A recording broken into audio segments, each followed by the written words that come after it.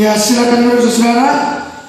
Ya, bahwa kita percaya Tuhan Yesus akan mujizat. Amin. Amin. Jadi Daud adalah seorang anak Tuhan yang sangat diurapi. Pasti saya percaya pasti semua di tempat ini pasti tidak asing lagi mendengar nama Daud. Amin. Iya. Jadi Daud itu musuhnya bukan musuh sekecil sedikit saja. Musuh karena utang kecil. Musuh karena dialang-alang ibadah kecil. Itu belum seberapa masalah yang dialami oleh Daud. Daud musuh yang begitu besar saja dia tidak berkata, musuh saya terlalu besar, saya tidak bisa lawan, jadi saya mundur. Masih masalah tidak kerjakan PR, dapat jewer dari dosen saudara, jadi saudara menangis minta ampun sama Tuhan. Itu kecil. Jadi saudara, bahwa Daud itu tidak ada masalah sekecil sampai dia mundur. Kita akan belajar pada hari ini bagaimana kemenangan Daud atas Goliat. Jadi walaupun kita telah mendengar dari sekolah minggu, Daud mempunyai roh Tuhan yang hebat, mempunyai kuasa Tuhan. Kan itu kan juga kuasa menaklukkan alam ya. Sampai bisa hanya pakai ketapel, bisa terjerumus dalam dahi yang hanya titik masuk batunya sedikit, tapi bisa batu itu masuk. Kan dia pakai ketopong, ya toh? Dia pakai ketopong. Jadi ketopong itu ada pembatasnya. Jadi dia ada dahinya terbuka sedikit, ya toh? Jadi itu yang diseret sama Daud ini. Akhirnya terjerumus, terserempak masuk dalam dahinya. Itu termasuk kuasa Tuhan. Karena tidak bisa, kalau tanpa Tuhan pasti batu itu tidak akan bisa masuk. Jadi saudara, kita buka dulu 1 Samuel pasal yang ke-17 ayat yang ke-40. Kita akan membaca bahwa Tuhan memberikan kemenangan kepada kita lewat masalah-masalah. Jadi saudara, apa saudara tahu? Tinggi Goliat ini seperti yang dikatakan bahwa Goliat ini dia orang yang sangat tinggi. Tingginya 6 hasta. Saudara bayangkan 6 hasta sejengkal, berarti kira-kira 30 hasta. Jadi kira-kira puluhan hasta, 30 hasta saya tahu. Satu hasta itu dia 45 cm. 450 cm itu sudah 4,5 meter. Sudah mau dapat 4,5 meter. 6 hasta, 6 kali 45, 6 kali 45. Berapa ya saudara? Nah, dia 2 meter lewat. Tapi Daud yang begitu masih kecil. Tapi tidak sekecil Cristiano lagi ya. Tetapi pokoknya dia sudah mengerti lah. Begitu. Sudah kira-kira mau SMP kelas 3. Kalau seperti sekarang tinggi badannya. Jadi saudara, Daud punya musuh itu bukan seperti musuh-musuh kita di dunia ini yang ini kecil. Masalah karena dipukul sama orang tua karena mau datang ibadah kecil. Itu yang dikatakan saudara, bahwa segala musuh kita telah ditaruh dalam telapak kaki kita. Amin. Kita baca dulu 1 Samuel pasal 17 ayat yang ke-40. Kita baca bersama-sama. 1, 2, 3 ya. Lalu Daud mengambil tongkatnya di tangannya. Dipilihnya dari dasar sungai 5 batu yang licin dan ditaruhnya dalam kantung gembala yang dibawanya, yakni tempat batu-batu. Sedang umpatnya megangnya di tangannya. Demikianlah ia mendekati orang Filistin itu.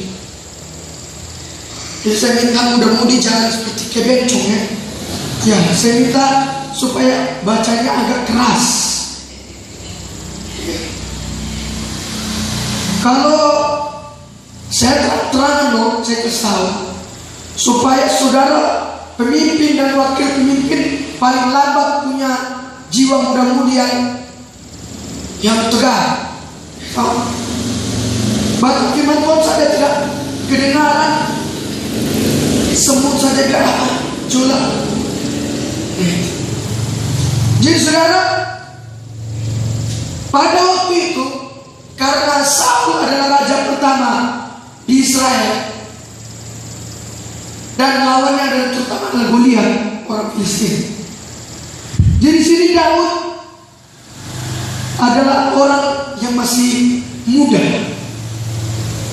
Jadi dia dengar kakaknya bahwa ada musuh yang sangat kuat. Karena di sini Daud telah diurapi oleh Samuel sebagai akan menjadi pengganti raja Israel. Tapi karenanya belum jadi raja Israel waktu itu. Jadi karena dia dengar gini, dia katakan kepada Saul. Dia katakan seperti ini, Raja, saya dengar ada musuh raja yang sangat besar yang cukup menindas bangsa kita. Saya ingin melawannya, Tuanku Raja. Saya percaya pasti saya akan menang. Tapi apa kata Saul? Apa kata Saul? Saul berkata, kamu masih terlalu muda. Kamu belum begitu terlatih perang dan kurang berpengalaman. Sedangkan Goliat telah menjadi orang yang pintar perang sejak kecilnya. Bayangkan, sejak kecil saja dia sudah pintar berperang, apalagi sekarang sudah besar sekarang.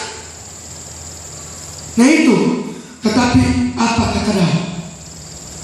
Jadi Tuhan telah melepaskan aku dari singa. Tuhan memberkati saya. Dia tidak membiarkan kata-kata itu mematahkan dirinya.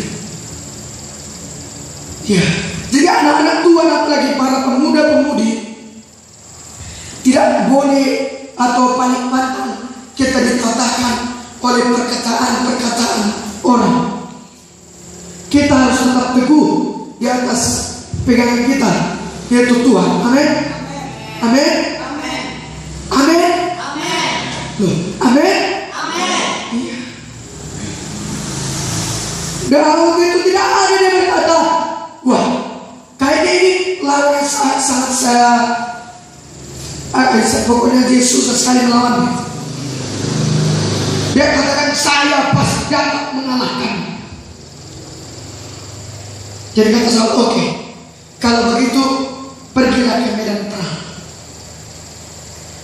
Jadi pada saat itu, pada waktu hari Jumat, ada pemilihan ketua OSIS.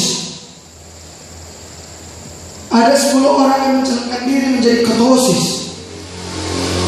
Jadi saya termasuk di situ, saya nomor urutan yang kedua. Nah, jadi saudara, bukan urutan kedua maksudnya terbaik, maksudnya dalam absensinya.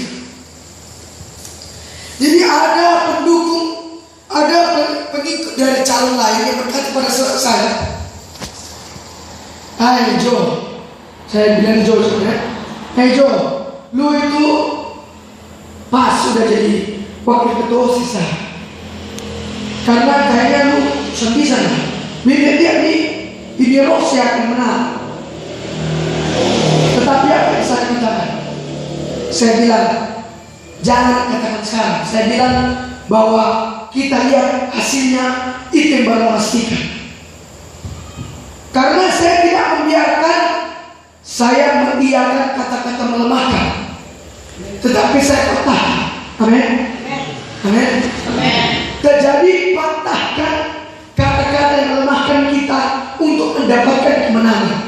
Amin. Iya. Jadi saudara, pada saat itu pemilihan ketua OSIS, secara dunianya saya telah mempersiapkan beberapa para pengikut-pengikut, dan ada saya punya teman sebagai, ya kalau saudara yang katakanlah yang membuat kampanye. Iya.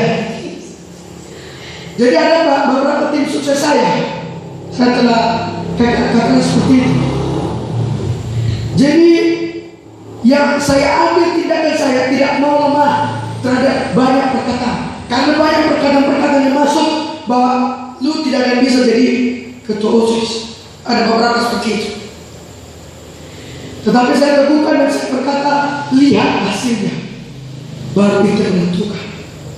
Jadi pada waktu menulis kertas di voting tertutup, jadi dia masing-masing tulis di kertas.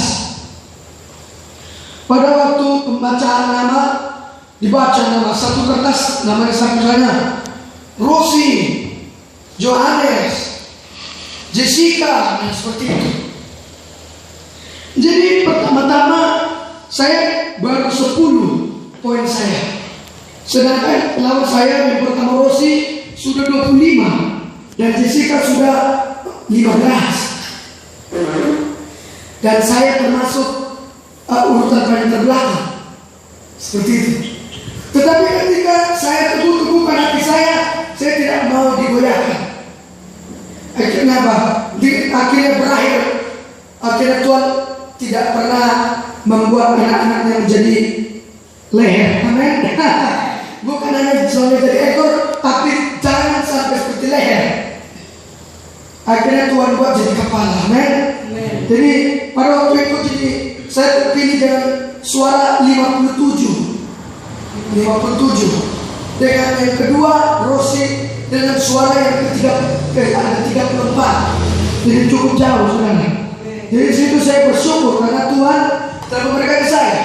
Kalau saudara mempunyai masalah, baru ada masukan yang melemahkan, baru saudara jadi lemah, dan saudara mengambil keputusan untuk tidak menyenangkan Tuhan, itu salah.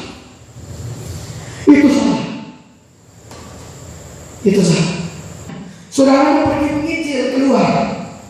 Saudara pergi menginjil mau memberitakan keselamatan dan mengadakan mukjizat. Tetapi ada kata yang lain. Kau ini baru-baru di sini kok mau menginjil, mentah-mentah mau buat mukjizat. Kalau diterimanya, iya juga ya. Saya terus melayani saya. Biar saya cukup gereja. Nah itu yang membuat melemahkan diri saudara.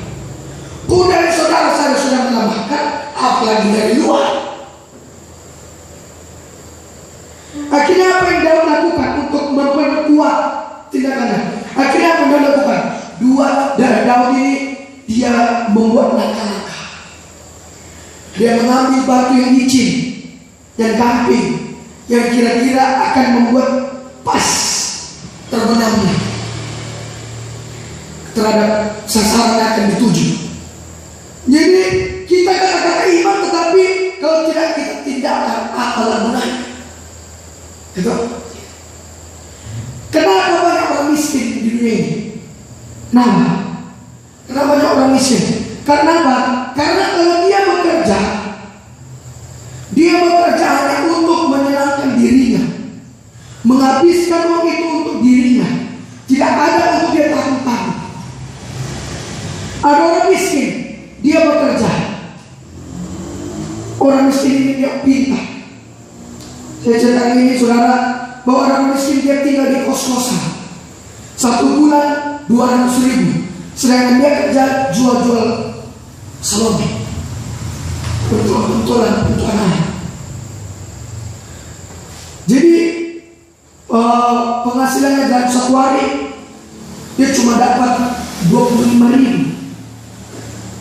Bayangkanlah 1 bulan 200.000, 1 hari 25.000, makannya saja sebagaimana. Tetapi apa katanya? Saya tidak boleh berdiam diri seperti ini. Karena kebetulan penjual selamanya akhirnya karena dia terbalik motornya, karena kecelakaan, akhirnya tumpah semua, akhirnya modal semuanya habis. Akhirnya uang itu hanya 500.000, sementara dia tidak ada tempat tinggal, dan akhirnya tinggal dia di kosnya 1 bulan 200.000. Iya. Tetapi dia berkata, Saya tidak boleh berdiam diri. Dia adalah anak Tuhan juga. Dia sering datang ibadat. Dia berkata, saya akan jual tempat ini. Bayangkan, tempat kos-kosan ini dia mau jual. Akhirnya apa dia berbuat? Dia katakan kepada tuan kosnya, Om, saya mau beli Om punya tempat ini. Oh, mau beli berapa? Saya mau beli dengan harga 750.000. Terlalu murah. Coba dulu 800.000 saja. Boleh. 800.000 dia. Pada 500.000 dia punya uang. Di 800.000. Akhirnya dia bilang, tapi saya berikan dulu panjar 100.000 untuk sebagai uang jajan. Ini kan mata uang dulu. Jadi 400.000-nya dia perbaiki kos ini, yang satu ini, dan dia perbagus dan dia jual. Saat yang mau beli kos-kosan ini,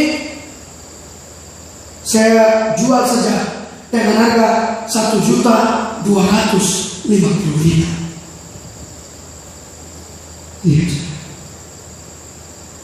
Ada satu orang datang karena dia juga berdoa tiap hari. Dia minta tolong sama pendetanya. Pendeta, tolong saya biar supaya saya kos-kosan ini dapat terjual. Akhirnya apa? Tidak lama kemudian datanglah satu orang. Ini kos-kosan 750.000 kan? Iya. Saya bisa tambah sedikit. Boleh. Bagaimana kalau 1.200.000? 1.150.000. Jangan, nanti saya tidak dapat apa-apa. Jadi dia katakan, biar 1.200.000 saja. Akhirnya oke, 1.200.000. Dia mengklaimkan 1.200.000. Dia ambil dari 1.200.000 dengan 400.000 di tangan. Jadi 1.600.000. Karena dia sepanjang dari 800.000 1.700.000 dia jual. Dia dapat 900.000. Dia bangun kembali. Dia bangun sendiri. Kalau dia jual lagi, akhirnya apa? Dia jadi pengusaha apartemen. Bayangkan, dari jual bantuan anak-anak sekolah, karena dia rajin ke gereja, dia rajin walaupun ada tantangan, dia ikut saja dan dia putar otak. Bukan hanya pergi ke gereja, tetapi dia juga tindakan, karena iman tanpa hakikatnya adalah mati. Amin. Akhirnya menjadi orang kaya dalam waktu jangka 5 tahun. Dalam jangka 5 tahun dia sudah punya uang banyak. Dan apartemen yang dia jual bukanlah bunyi-bunyi jut saja. Seperti makanan ini dari waterpark. Bunyi jut.